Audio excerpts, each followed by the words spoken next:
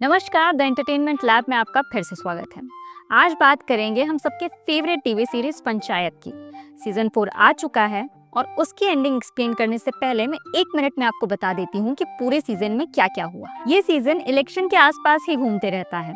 यहाँ बनराकस सचिव जी पर एक एफआईआर कर देता है, जिसकी वजह से उनकी जॉब फ्यूचर खतरे में आ जाता है और उस एफआईआर को हटाने के लिए वो खुद पर किया हुआ केस हटाने को कहता है। प्रधान जी अपनी हेल्थ से रिकवर कर रहे होते हैं और गांव में राजनीति का माहौल बहुत गर्म हो गया होता है। सचिव जी बनराकस से माफी मांगते हैं, लेकिन उसके बदले में भूषण पे लगा गोली का केस वापस लेना पड़ता है। इलेक्शन कैंपेन के चक्कर में क्लीनलीनेस ड्राइव होती है फुलेरा में। इसी ड्राइव में प्रधान जी और बनराकस की पार्टी टकरा जाती है और मंजू देवी पब्लिक में ही प्रधान जी का गोली वाला राज खोल देती है, ये कहते हुए कि भूषण ने ही उन्हें गोली मारी। फिर क्या था, भूषण इमोशनल होकर ड्रामा करने लगता है, कहीं से पत्थर पड़वा लेता है और कहता मुझे प्रधान जी ने पत्थर मारा। अब प्रधान जी का विनोद को अपनी पार्टी में लाने का प्लान भी अनसक्सेसफुल हो जाता है। भूषण विधायक को जाकर के विकास की जमीन वाली डील के बारे में बताता है, जिस वजह से प्रधान जी और विकास के घर रेड पड़ती है। हालांकि वो मैटर सांसद जी संभाल लेते हैं। मंजू देवी के पिताजी गाँव आते हैं। रिंकी और सचिव जी का लव एंगल शुरू होता है। अब सांसद प्रहलाद को विधायक बनने का टिकट ऑफर करता है और सबके मनाने पर वो टिकट एक्सेप्ट कर लेते हैं। अब पूर्व विधायक चंदू बहुत गुस्से में होता है और सबके सामने आकर कबूलता है कि प्रधान जी पे गोली सांसद ने चलवाई थी। अब वोटिंग से पहले ट्रांसफार्मर उड़ता है, सचिव जी को मार पड़ती है और जनरेटर वॉर शुरू हो जाता है। आखिर में वोटिंग स्टार्ट होती है। आते हैं अब एंडिंग पे, तो कहानी अब अपने अंत के मोड़ पर है या एक नए मोड़ पर है।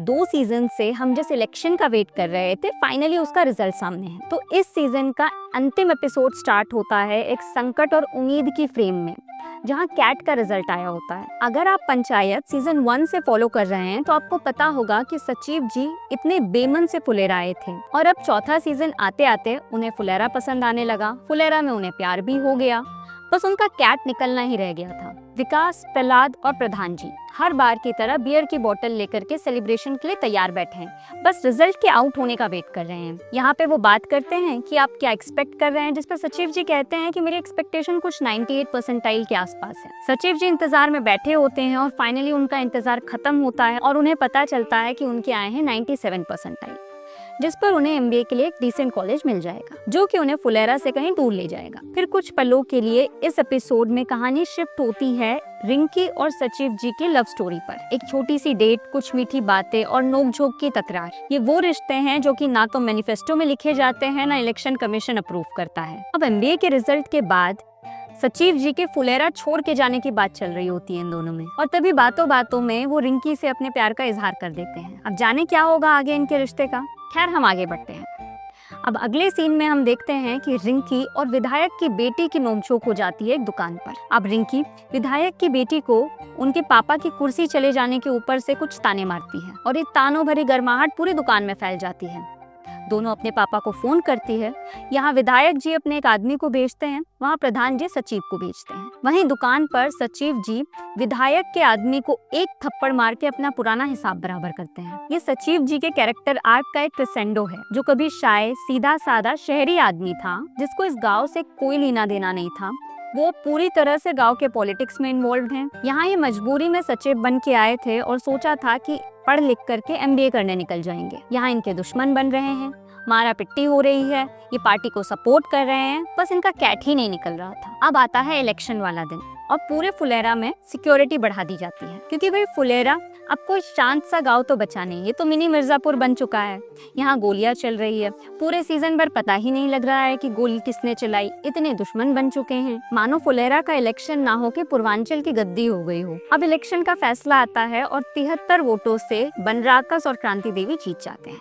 विधायक और भूषण तो खुशी से पागल होने लगते हैं, पर वहीं दूसरी तरफ प्रधान जी एंड टीम सदमे में चले जाते हैं। अब प्रधान जी तो गुस्से में अपना आपा ही खो बैठते हैं और पूरे गांव वालों को धोखेबाज बताते हैं। अगले दिन क्रांति देवी भूषण के साथ पंचायत ऑफिस पहुंचती है, जहां मंजू देवी का नाम हटाकर इनका नाम लिखा जा रहा होता है। वहीं बनराकस सचिव जी को एक टॉन्ट चिपका देता है कि आपका भी नाम हटवा देते हैं, जिस पर सचिव जी कहते हैं कि 2-3 महीने में हम यूं ही चले जाएंगे। अब देखा जाए तो फुलेरा में मंजू देवी के हारने के बाद प्रधान जी का पद तो गया ही, साथ ही कैट निकलने के बाद सचिव जी भी यहाँ से चलते बनेंगे। पर हम पंचायत सीरीज को कैसे देखते हैं, जिसमें प्रधान जी है, उप प्रधान के रूप में प्रहलाद जी है, सचिव के रूप में अभिषेक जी और सहायक सचिव विकास का तो क्या ही कहना। और चारों ही सीजन्स में इन चारों की चौगड़ी को बहुत सराहा गया। पर अब क्या, न प्रधान जी बचे, न उप प्रधान, न सचिव, बस ले दे के सहायक सचिव ही हैं। प्रहलाद चा की बात करें तो सबसे पहले तो अब ये शो ग्राम पंचायत से बढ़ के विधायकी का हो गया, जहाँ पे पार्टी के तरफ से विधायक का टिकट प्रहलाद चा को मिल चुका है। तो अब उनका मुकाबला होगा पूर्व विधायक चंदू से। बात करें सचिव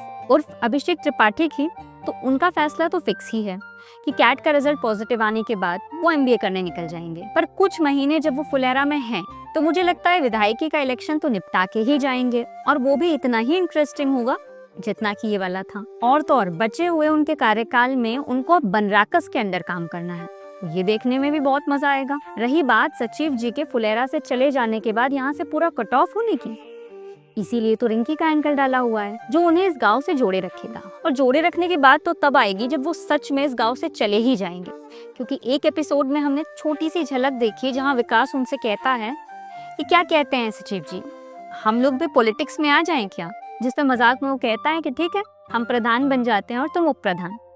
वैसे तो ये बहुत वेग होगा कहना, पर सिनेमा है, कुछ भी हो सकता है, क्या पता राजनीति में ही आ जाए। और प्रधान जी जो कि अपनी हार को लेकर के काफी दुखी हैं, पर वो अब भी गांव में अपना पूरा वर्चस्व बनाए रखेंगे, जो कि उन्होंने कहा भी कि मेरा वर्चस्व पहले था, है और आगे भी रहेगा। पर अब तो वो अपोजिशन में आ गए हैं, तो ये देखने में भी मजा आएगी कि वो कैसे बनराकस की खटिया खड़ी करते हैं। और अभी विधायकी के इलेक्शन में प्रहलाद चा को सपोर्ट भी तो करना है, उसमें भी उनका मुकाबला पूर्व विधायक चंदू से होने वाला है। क्योंकि अगर ध्यान दिया जाए तो प्रधान की कुर्सी गई है, लेकिन विधायक की कुर्सी मिल जाए तब भी बाजी अपने ही हाथ में है। और रही बात पूर्व विधायक चंदू को चोट पहुंचाने की, तो उसके लिए वो घोड़ा सितारा ही काफी है, क्योंकि बनराकस और क्रांति देवी ने उन्हें वादा किया है कि इलेक्शन जीतने के बाद वो उन्हें घोड़ा लौटा देंगे। लेकिन प्रधान जी और प्रहलाद इस चीज के लिए कभी राजी नहीं होंगे। बात करें चौथी कड़ी विकास की, तो देखिए प्रधान जी का पद गया, साथ ही उप प्रधान का, सचिव जी भी जाने वाले हैं, पर सहायक सचिव तो विकास ही रहेंगे ना। तो विकास बनराकस को कैसे झेलेंगे ये देखना भी अभी बचा है, या विकास ही बनराकस का काम खराब कर दे, ये भी हो सकता है।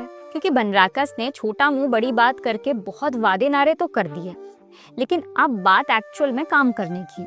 उसमें भी अगर विधायक प्रहलाद चा बन गए तब तो वैसे भी इनके झंडे नहीं गड़ने हैं। अब आते हैं रिंकी पर।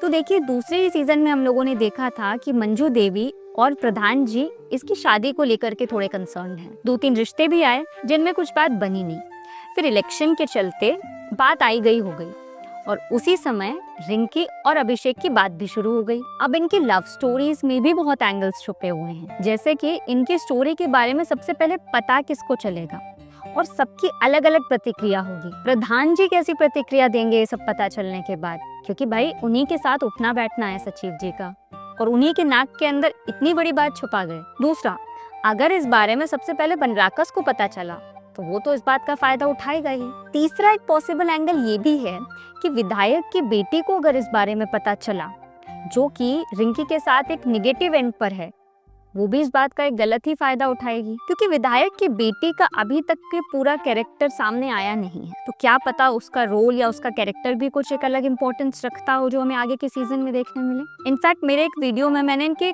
लव ट्रायंगल की भी बात की थी। और हाँ, एक तो सबसे ज्यादा मसालेदार मोमेंट का एंटिसिपेशन है, वो है अभिषेक त्रिपाठी यानी कि सचिव जी के मम्मी पापा की एंट्री। एक तो पंचायत की कास्ट इतनी टिंच परफेक्ट है कि अभिषेक त्रिपाठी के मम्मी पापा का रोल किसको मिलेगा और कभी वो स्क्रीन पे आएंगे भी या नहीं, ये देखना भी बहुत इंटरेस्टिंग होगा। पर अगर सीजन आगे जाता है और बात आगे बढ़ती है तो जायज़ सी बात है कि उनके पेरेंट्स को पिक्चर में लाया ही जाएगा। एक पासिंग थॉट, जैसे कि व्हाट इफ सचिव जी और विधायक की बेटी एक ही कॉलेज में मिल गए, या प्रहलाद के विधायक बनने के बाद प्रधान जी और प्रहलाद में कुछ खटास आ गई। और एक कड़ी ये भी है, जैसे कि मैंने पहले ही सीजन 3 के एंडिंग वाले वीडियो में गेस किया था, हो सकता है प्रधान जी पे गोली सांसद ने चलाई हो, जो कि सही निकला, और अब उसी सांसद के साथ प्रहलाद चा काम करेंगे। तो ऐसे खत्म हुआ पंचायत का सीजन 4, ना फुल स्टॉप ना कॉमा, है तो सिर्फ पंचायत के सीजन 5 का इंतजार। एक पर्सनल टिप्पणी है गाइस कि पंचायत के मेकर्स और एक्टर्स ने किसी भी सीजन में डिसअपॉइंट नहीं किया। इनका हर आता हुआ सीजन एक अलग ही लेवल सेट कर रहा है, अनलाइक मिर्जापुर, गुल्लक या एस्पिरेशंस, जिन्होंने हर बढ़ते हुए सीजन के साथ अपना थोड़ा थोड़ा एसेंस लॉस्ट कर दिया है। बट पंचायत जब भी एंड होता है तो वो नई सीजन के लिए एक एंटिसिपेशन छोड़ ही जाता है। सो नो डाउट इन्होंने अपने एड टाइटल में India's most loved TV series बताया है खुद को। अग्रीड। तो ये रही मेरी सारी थ्योरीज, और कुछ लोग इससे भी ज्यादा इंटरेस्टिंग थ्योरीज मेरे कमेंट सेक्शन में छोड़ कर जाते हैं, जिसका मुझे बेसब्री से इंतजार रहेगा। तो चलिए आज के लिए बस इतना ही, फिर मिलेंगे अगले वीडियो में कुछ ऐसे ही किस्से कहानियों के साथ। तब तक के लिए हंसते रहिए, मुस्कुराते रहिए।